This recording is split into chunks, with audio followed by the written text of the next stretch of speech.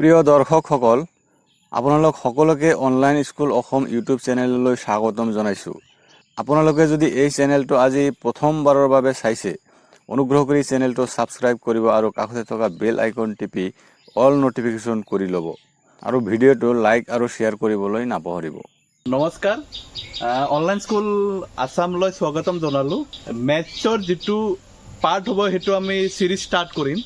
এতিয়া চাওক, আমি এইটো চিৰিজ এইটো দুটা পাৰ্ট কৰিম, মেথছৰ দুটা পাৰ্ট কৰিম। মেথছৰ আমি এটা পাৰ্ট হ'ব আমাৰ যিমান শ্বৰ্টকাট টিপছ আছে, ট্ৰিক্স আছে, সেইটো এটা পাৰ্ট কৰিম শ্বৰ্টকাট। আৰু এটা মেথছৰ এটা পাৰ্ট হ'ব কোৰ মেথছ, যিবিলাক কোৰ মেথছ। আমি ফাৰ্ষ্টত শ্বৰ্টকাট টিপছ ট্ৰিক্স আনিম। ইয়াত আমি কি পঢ়িম? ইয়াত আমি কিছুমান যিটো বেচিক মেথছ যিবিলাক আছে, ছাপ'জ ফ্ৰেকশ্যন আছে, ৰেচিঅ' আছে, প্ৰপ'ৰ্শ্যন আছে, তাৰপিছত পাৰ্চেণ্টেজ আছে, তাৰপিছত আপোনালোকৰ HCF LCM আছে, প্ৰবেবিলিটি আছে, প্ৰফিট লছ, তাৰপিছত চিম্পল ইণ্টাৰেষ্ট। আমি এইবিলাক চাওক, এইবিলাক আমাৰ যিবিলাক পঢ়াইছে ক্লাছত, সেনেকুৱা কৰিলে আমি টাইম নাপাওঁ।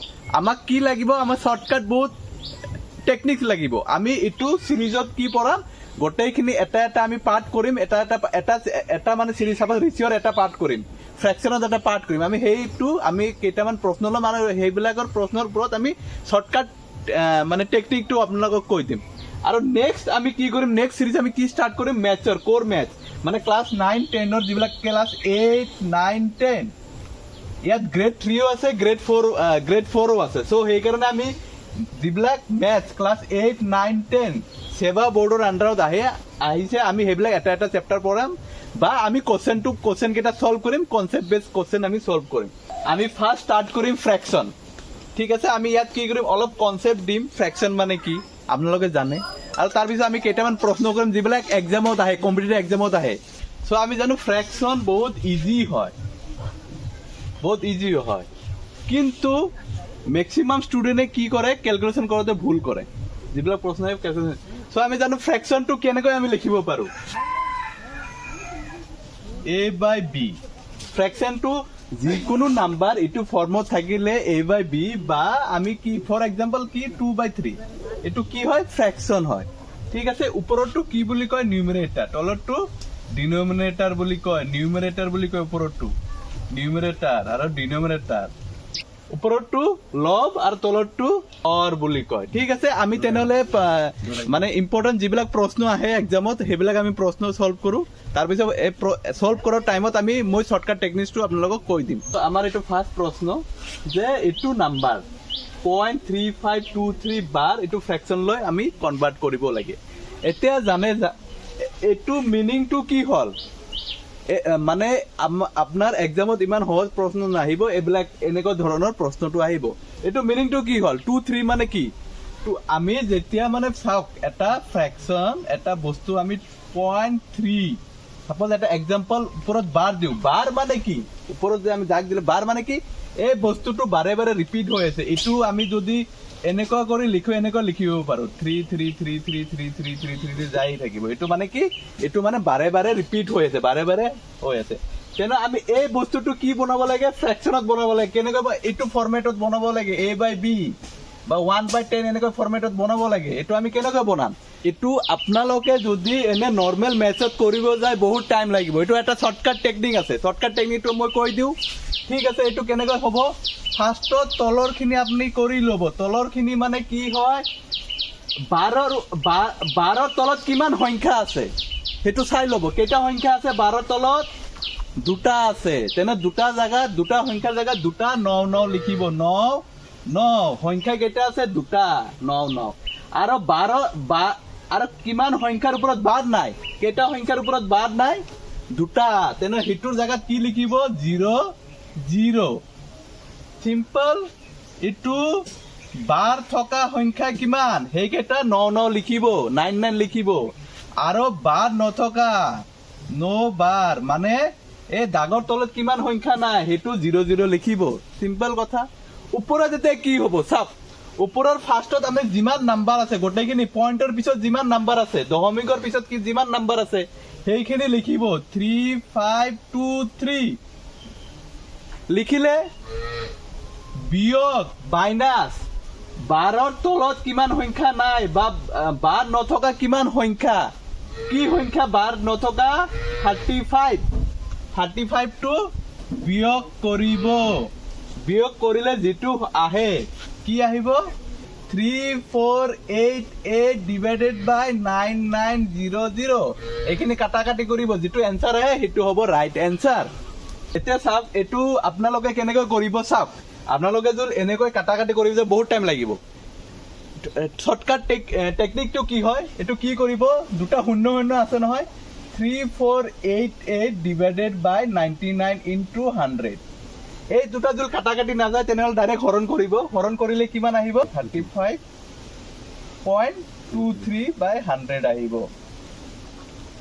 না 35.23 বাই 100 আহিব এতিয়া দুটা শূন্য আছে কি কৰিব লাগিব এনসাৰটো কি হ'ব দুটা ঘৰ আগুৱাই যাব এটো এনেকৈ লিখিব 3523 দুটা শূন্য আছে আৰু আগৰ পৰা ইয়াত আছে পইণ্ট 2 তেনেহলে কিমান আগবাঢ়ি যাব দুটা ঘৰ আগবাঢ়ি যাব ইয়াত হ'ব 0.35 হ'ব সো চাওক ফৰ এক্সাম্পল এনেকুৱা আপোনালোকে সাপোজ এটা প্ৰশ্ন এনেকুৱা আহিল 0.5 বাৰ এটো ফ্ৰেকশন লৈ কেনেকৈ কনভাৰ্ট কৰিব এনেকৈ তো আহিব পাৰে এটো কি কৰিব চাওক মানে মই টেকনিকটো আপোনালোকক কি শিকাই দিছিলো যে 12ৰ ওপৰত থকা কিমান সংখ্যা আছে এটা তেনেহলে কি লিখিব লাগিব 9 লিখিব লাগিব 12 নথকা সংখ্যা আছে নেকি নাই তেনেহলে একো লিখিব নালাগে সিম্পল কথা ওপৰত কি আছে 12 ওপৰত নাম্বাৰটো গোটেইখিনি লিখিব 5 বিয়োগ 12 নথকা সংখ্যা আছে নেকি নাই তেনেহলে 0 তেনেহলে সিম্পল কি হ'ব 5/9 ইটো এনসাৰ হ'ব নেক্সট আৰু এটা সংখ্যা ল মই 0.34 বাৰ নেক্সট আমি এটা সংখ্যা ল সাপোজ এনেকুৱা আছে এটা সংখ্যা 3 ওপৰত বাৰ এটো কেনেকৈ হ'ব সাক সিম্পল কথা তলত কি হ'ব 12ৰ তলত কিমান ই আছে ডিজিট আছে বা সংখ্যা আছে এটা 9 লিখিব 12 নথকা কেইটা আছে এটা আছে 0 লিখিব ঠিক আছে এতিয়া নেক্সট কি কৰিব গোটেইখিনি সংখ্যাটো লিখিব 33 বিয়োগ কি হ'ব 12 নথকা সংখ্যা কি হ'ব 3 তো এটো কি হ'ব 30/90 এটো সিম্পল হয় এটো কি হ'ব 1/3 এনসারটো হ'ব নেক্সট প্ৰশ্নটো এনেকৈ আহিছে হেতু সেম কনসেপ্টৰ ওপৰত আপুনি এটো কি দিছে 0.15 বাৰ হৰণ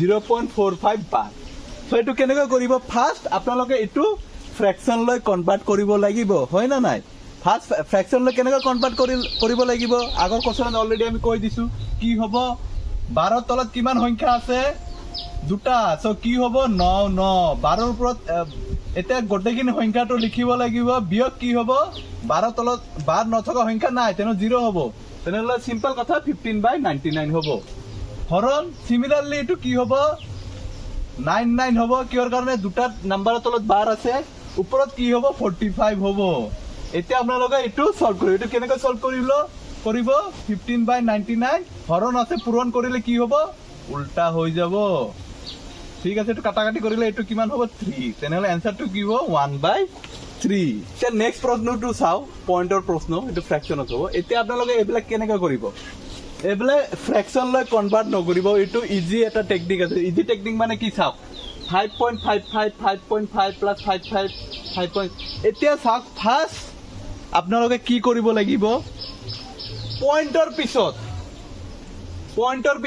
ইয়াত কেইটা সংখ্যা আছে দুটা ইয়াত কেইটা আছে দুটা ইয়াত কেইটা আছে এটা ইয়াত কেইটা আছে তিনটা ইয়াত কেইটা আছে এটা ইয়াত কেইটা আছে 0 তেনেহলে হাইয়েস্ট কোনটো আছে এটো আছে সিম্পল কথা হাইয়েস্ট যিমান সংখ্যা আছে গোটেইখিনি হেনেকৈ বনাই লব পইণ্টৰ পিছত গোটেইখিনি হেনেকৈ বনাই লব কেনেকৈ বনাই লব চাওক 5.55 কেইটা সংখ্যা হল দুটা আমি এটা 0 দিলু এই নাম্বাৰটো একে থাকিব কিন্তু সংখ্যাটো কেইটা হল তিনটা হল গোটেইখিনি এনেকৈ বনাই লব নেক্সটটো কি হয় 5.5 তিনিটা বনাবলৈ কি কৰিব লাগিব, দুটা শূন্য দিব লাগিব, সিম্পল কথা। নেক্সট হ'ল ইটোতো আছে অলৰেডি 555, নেক্সটটো কি আছে 5.05, তিনিটা বনাবলৈ কি কৰিব লাগিব, আৰু এটা সংখ্যা দিব লাগিব।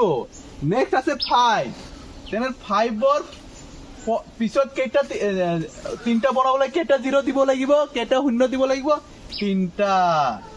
মানে এইবিলাক অংক কৰোঁতে আপোনালোকে ফাৰ্ষ্ট বস্তুটো চাব যে পইণ্টৰ পিছত গোটেইখিনি দশমিকৰ পিছত গোটেইখিনি সংখ্যা একে থাকিব লাগে, তেনেহ'লে এনচাৰটো ৰাইট হ'ব।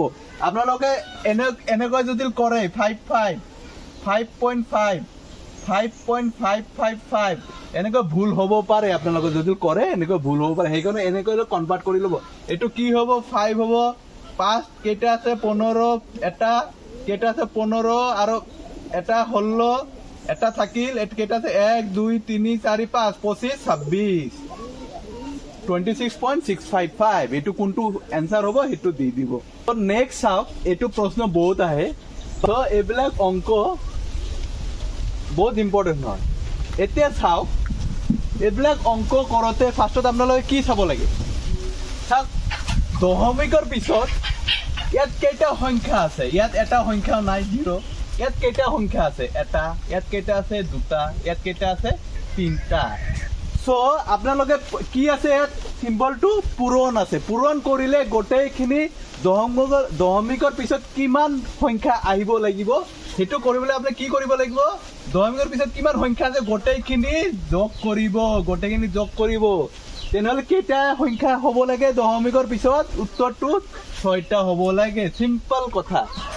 তাৰপিছত কি কৰিব, দশমিক বাদ দি যিবিলাক সংখ্যা আছে দশমিকটো এৰি দিব, দশমিকটো বাদ দি দিব, দশমিক এৰি দিলে কি হ'ব, সংখ্যাটো 3 হ'ব, 1 হ'ব, 3 হ'ব, এইটো পূৰণ কৰিব। পূৰণ কৰিলে কি আহিব, 1 2 3 9 আহিব।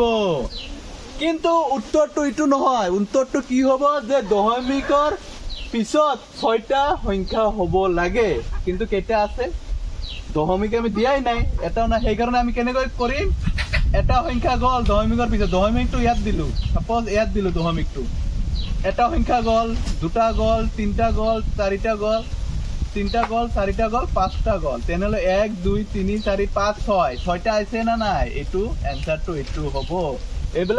এইবিলাক বহুত অপশ্যনত বহুত কনফিউজিং দিয়ে। অপশ্যনত আপোনালোকে কেনেকৈ, অপশ্যনত কি হ'ব পাৰে, 0.0009 দিব পাৰে, বি 0.090 দিব পাৰে, চি 0.00012345 এইটো দিব পাৰে, বা এনেকৈ দিব পাৰে, ডি 0.000900 এনেকৈ দিব পাৰে কনফিউজন কৰিবৰ কাৰণে। ঠিক আছে, এইবিলাক প্ৰশ্ন বহুত কনফিউজিং হয়, এইটো চাই ল'ব। টেকনিকটো কি হয়, ফাৰ্ষ্টত দশমিকৰ পিছত কিমান সংখ্যা আছে সেইটো যোগ কৰি ল'ব, তাৰপিছত দশমিক ওলাইখিনি সংখ্যাখিনি পূৰণ কৰিব, তাৰপিছত উত্তৰটো আপোনাৰ দশমিকৰ পিছত কিমান সংখ্যা থাকিব সেইটো গুণিখিনি আপোনালোকে এনচাৰটো বহাব। চাওক, এইবিলাক প্ৰশ্ন বহুত আহে আৰু মেক্সিমাম মানুহ কি কৰে, বহুত টাইম লগায় এইবিলাক প্ৰশ্ন কৰোঁতে। এইবিলাক প্ৰশ্ন কৰোঁতে বহুত শ্বৰ্টকাট টেকনিক আছে। আপোনালোকে জানে, মই যদি দিওঁ 3 আৰু 5, আপোনালোকে ইজিলি ক'ব পাৰে যে কোনটো ডাঙৰ হয়, 5 ডাঙৰ হয় বা 3 সৰু হয়, ঠিক আছে। কিন্তু এইবিলাক যিবিলাক ফ্ৰেকশ্যনৰ অংক হয়, সেইবিলাক ডাঙৰ সৰু কেনেকৈ ওলাব, এটা শ্বৰ্টকাট টেকনিক আছে। ছাপ'জ মই দুটা ফ্ৰেকশ্যন আছে, কি ছাপ'জ 2/3 আৰু 3/5, এই দুটাৰ ভিতৰত ক'ব লাগে যে কোনটো ডাঙৰ হয়। এইটো একদম ইজি প্ৰচেছ আছে। কি কৰিব আপোনালোকে, ফাৰ্ষ্টত এই দুটা পূৰণ কৰিব, 2 × 5, আৰু এই দুটা পূৰণ কৰিব। আপুনি বস্তুটো চাই ল'ব কোনটো পূৰণ কৰিব লাগে, ইটো আৰু ইটো পূৰণ কৰিব লাগিব, আৰু ইটো আৰু ইটো পূৰণ কৰিব লাগিব। এইটোৰ পূৰণ কিমান আহিব, 10 আহিব, আৰু ইটো পূৰণ কিমান আহিব, 9 আহিব। চ' কোনটো ডাঙৰ হয়, 10টো ডাঙৰ হয়। চ' 10ৰ লাইনত কোনটো সংখ্যা আছে, কোনটো ফ্ৰেকশ্যন আছে, 2/3। চ' 2/3 ইজ গ্ৰেটাৰ দেন 3/5। চ' 2/3 কিহতকৈ ডাঙৰ হয়, 3/5তকৈ ডাঙৰ হয়। সেম প্ৰচেছ আমি ইয়াত লগাব লাগিব, কিন্তু ইয়াত আছে কি, 4টা। আপোনালোকে কেনেকৈ কৰিব, 4টা সংখ্যা থকা কেনেকৈ কৰিব চাওক। এই দুটা আগত কৰি ল'ব, তাৰপিছত এই দুটা আগত কৰিলে আপোনালোকে এটা ডাঙৰ পাব। তাৰপিছত এই দুটা কৰিব, কিবা এটা ডাঙৰ পাব, কিবা এটা ডাঙৰ সংখ্যা পাব। কোনটো ডাঙৰ কৈছে সেইকাৰণে। তাৰপিছত এই দুটাৰ পৰা ওলাই ল'ব। ঠিক আছে, এই দুটাৰ পৰা এনেকৈ ওলাই ল'ব। এতিয়া আমি কৰোঁ। ঠিক আছে, আমি ফাৰ্ষ্টত কি কৰিম, এই দুটাৰ পৰা আমি কি কৰিম, কি কৰিব লাগিব, এই দুটা আগত পূৰণ কৰিব লাগিব। 5 into 7 আৰু এইটো 8 into 3, 5 7 জাৰ কিমান 35, 8 3 জাৰ 24। তেনেহ'লে কোনটো ডাঙৰ হয়, 8 টো ডাঙৰ হয়, 35 টো ডাঙৰ হয়। তেনেহ'লে 5/8 is greater than 3/7, so 5/8 3/7 তকৈ ডাঙৰ হয়। তাৰপিছত আপোনালোকে এইটো কৰিব, এইটো 10 হয়, 5 into এইটো 5 into 2 into 5 আৰু এইটো কি 4 into 9, 2/5 কিমান হয় 10 হয়, 4 into 9 কিমান হয় 36 হয়, 4 into 9 কিমান হয় 36 হয়। ঠিক আছে, তেনেহ'লে কি কৰিব, 36 টো ডাঙৰ, তেনেহ'লে কি হ'ব 2/9 is greater than 4/5। নেক্সটত কি কৰিব, এইটো কোনটো ডাঙৰ হয় 5/8 ডাঙৰ হয়, আৰু ইয়াৰ পৰা কোনটো ডাঙৰ হয় 4/5 ডাঙৰ হয়। ইয়াত কম্পেয়াৰ কৰি ল'ব। কম্পেয়াৰ মানে ফাৰ্ষ্টত কি কৰিব লাগিব, 5 5 কি 5 5 কিমান হয় 25 হয়, 8 into 4 8 4 গুণ কিমান হয় 32 হয়। তেনেহ'লে কোনটো ডাঙৰ, 32 টো ডাঙৰ হয়। তেনেহ'লে কি লিখিব পাৰিব, 5/8 কিহতকৈ ডাঙৰ সৰু হয় 4/5, বা 4/5 is greater than 5/8। ঠিক আছে, তেনেহ'লে কোনটো চবতকৈ ডাঙৰ হয়। এতিয়া মেক্সিমাম মানুহে কি ভুল কৰিব, এইখিনি গোটেইখিনি নাম্বাৰ পইণ্টত কনভাৰ্ট কৰে। সেইটো কেতিয়াও নকৰিব, বহুত টাইম যাব। এইটো কি আপোনালোকে পইণ্টত কনভাৰ্ট কৰোঁতে বহুত টাইম যাব, এইটো টেকনিকত কৰিব। এতিয়া মই দুটা নাম্বাৰৰ আপোনালোকক দেখাইছোঁ, 4টা নাম্বাৰৰ দেখাইছোঁ। 3টা নাম্বাৰ আহিলে কি কৰিব, চাপ'জ 3টা নাম্বাৰ আহিছে, 5/8 আহিছে, 3/7 আহিছে, 2/9 আহিছে। ঠিক আছে, এই 3টাৰ ভিতৰত কোনটো ডাঙৰ বা কোনটো সৰু হয়।